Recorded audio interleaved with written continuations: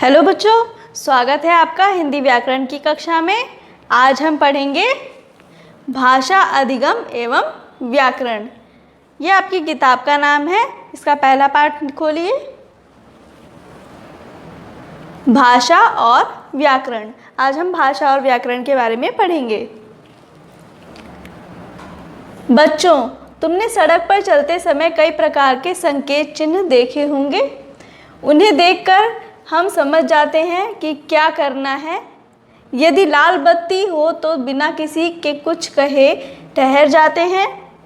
यदि हरी बत्ती पर तीर का चिन्ह बना हो तो उस दिशा में स्वयं मुड़ जाते हैं।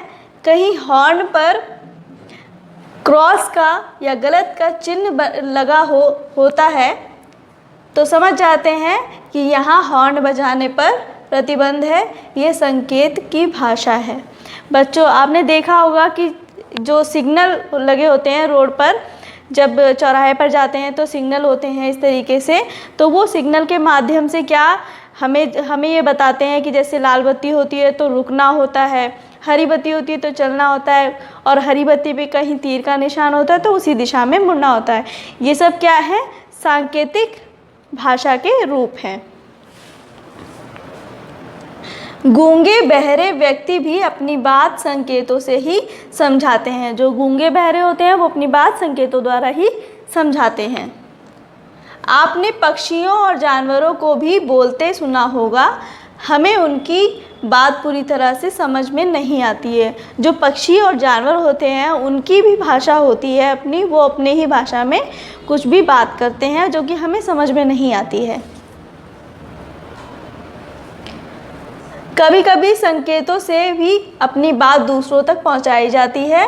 पुस्तकालय और कंप्यूटर कक्ष में बात करना मना होता है, वहां हम संकेत का ही प्रयोग करते हैं।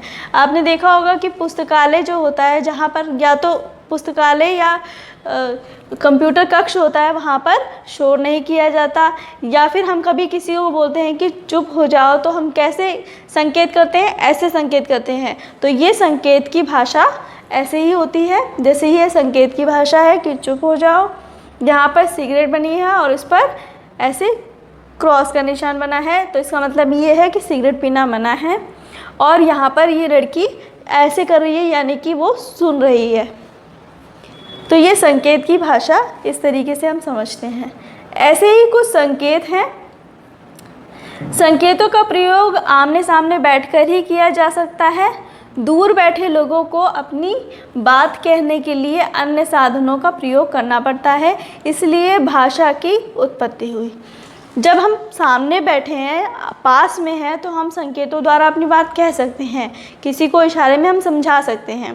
पर कोई दूर बैठा होता है तो हम क्या करते हैं? हम बोल कर समझाते हैं, यानी कि हम भाषा का प्रयोग करते हैं। इसीलिए भाषा की आवश्यकता होती है। आगे पढ़ेंगे। भाषा की परिभाषा पढ़ते हैं। भाषा वह साधन है जिसके द्वारा हम अपने मन के भाव और विचार दूसरों तक पहुंचाते हैं और दूसरों के भाव और विचार ग्रहण करते हैं। अगला पेज है।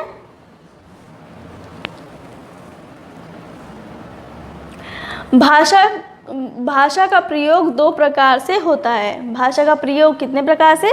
दो प्रकार से होता है, बोलकर और लिखकर। इस प्रकार भाषा के दो रूप हैं, पहला मौखिक और दूसरा लिखित भाषा। आइए अब इन दोनों रूपों के बारे में जान लें। मौखिक भाषा क्या होता है, पढ़ते हैं। इस रूप में हम भाषा का प्रयोग बोलकर करते हैं। यह भाषा मूल रूप है। इनमें बात कही जाती है और उसे सुनकर समझा जाता है। मौखिक भाषा में हम बोलकर अपनी बात किसी से कहते हैं और समझते हैं, सुनकर समझते हैं। जैसे दो लोग टेलीफोन पर बात कर रहे हैं। टेलीफोन पर हम अपनी बात दूसरों से कहते हैं तथा दूसरों की बात सुनकर समझते हैं। अगला है, टेलीविज़न पर जो कुछ दिखाया और बताया जाता है उसे देखकर सुनकर हम समझते हैं। इस तरीके से आप देखते होंगे, आप सुनते हैं और देखते हैं तब समझते हैं। यह भाषा का मौखिक रूप है। अगला देखते हैं, भाषा का दूसरा रूप लिखित रूप। लिखित भाषा, हम अपने मन की बात लिख कर भी कह सकते हैं तथा लिखी हुई बात को पढ़कर समझ सकते हैं। जब कभी हम किसी को पत्र लिखते हैं या फिर हम कुछ भी लिखते हैं तो हम लिखकर उसको पढ़ते हैं, समझते हैं, तो ये भाषा का लिखित रूप होता है। समाचार पत्र, पुस्तक तथा पत्र आदि भी भाषा के लिखित रूप का प्रयोग किया जाता है। जैसे समाचार पत्र है, पुस्तक है और ये पत्र है, ये भाषा के लिखित रूप हैं। कैसी कैसी भाषाएं होती हैं यहाँ पढ़ेंगे। भारत में पढ़ी व बोली जाने वाली प्रमुख भाषाएं हैं। भारत में बोली जाने वाली भाषाएं हैं हिंदी, बंगला, तेलुगु, मराठी, तमिल, उर्दू, गुजराती, कन्नड़, मलयालम, उड़िया, पंजाबी, असमिया, मैथिली, संथाली, कश्मीरी, सिंधी, कोंकणी, संस्कृत। हिंदी भाषा के विविध रूप हैं और हिंदी भाषा के रूप कितने होते हैं? ब्रज, राजस्थानी, बिहारी, अवधी, पहाड़ी, भोजपुरी, ये हिंदी भाषा के कुछ रूप हैं। संसार की अन्य भाषाएं, जैसे भारत में भाषाएं बोली जाती हैं वैसे संसार में भी अन्य भाषाएं बोली जाती हैं जिनके नाम हैं अंग्रेज़ी भाषा, फ्रेंच, जर्मन, जापानी, चीनी आदि। ये संसार में कुछ भाषाएं हैं। लिपि, अब लिपि क्या होती है? भाषा के लिखित रूप के लिए लिपि की आवश्यकता होती है। जो भाषा का लिखित रूप होता है, जो भी लिखते हैं हम, वो क्या कहलाता है? लिपि। भाषा को लिखने के लिए निर्धारित किए गए चिन्हों को लिपि कहते हैं। अब प्रत्येक भाषा की अपनी अपनी लिपि होती है, तो कौन कौन सी भाषा की कौन कौन सी लिपि होती है, तो ये पढ़ते हैं। यहाँ भाषा है संस्कृत की देवनागरी लिपि होती है, हिंदी की देवनागरी, मराठी की देवनागरी लिपि होती है, पंजाबी की गुरुमुखी लिपि, उर्दू की फारसी लिपि, अंग्रेज़ी की रोमन लिपि। आगे देखेंगे व्याकरण। अब व्याकरण क्या होती है? व्याकरण भाषा प्रयोग के नियम बताता है। व्याकरण भाषा को शुद्ध रूप में लिखना, पढ़ना, बोलना और समझना सिखाता है। व्याकरण हमें भाषा का शुद्ध रूप समझाता है। जैसे गीता नाच रहा है, ये सही नहीं है क्योंकि ये लड़की है तो ये स्त्रीलिंग है, स्त्रीलिंग के साथ रही है प्रयोग में होता है, तो गीता नाच रही है। यहाँ पर माँ मेरे को भी चलना है, ये भी गलत है।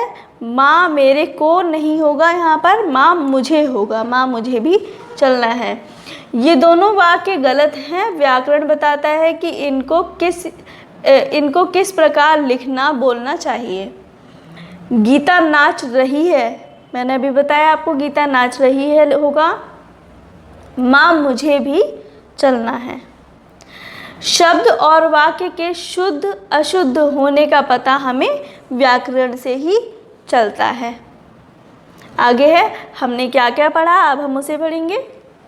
हमने पढ़ा भाषा विचारों के आदान प्रदान का साधन है। संसार में अनेक भाषाएं बोली समझी जाती हैं। भाषा के दो रूप होते हैं, मौखिक और लिखित। प्रत्येक भाषा की अपनी लिपि होती है। व्याकरण भाषा का सही प्रयोग करना सिखाता है। आगे अब अभ्यास कार्य करेंगे। बहुवैकल्पिक प्रश्न, सही विकल्प चुनें। यहाँ पर कुछ प्रश्न दिए गए हैं और उनके साथ में ऑप्शन दिए गए हैं, उसमें से एक सही है, हमें सही पर निशान लगाना है। पहला है, आंध्र प्रदेश की भाषा कौन सी है? आंध्र प्रदेश की भाषा तेलुगु है। भाषा का मूल रूप कौन सा है? भाषा का मूल रूप कौन कौन से हैं? मौखिक, लिखित, पठित, ये तीनों हैं। तो हम तीनों पर टिक लगाएंगे। उर्दू भाषा किस लिपि में लिखी जाती है? उर्दू भाषा फारसी लिपि में लिखी जाती है। आगे है,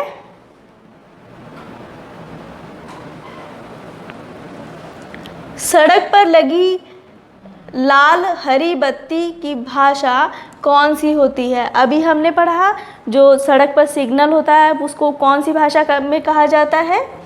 संकेत भाषा, यानी सांकेतिक भाषा होती है वो। प्रश्नों के उत्तर हैं यहाँ पर।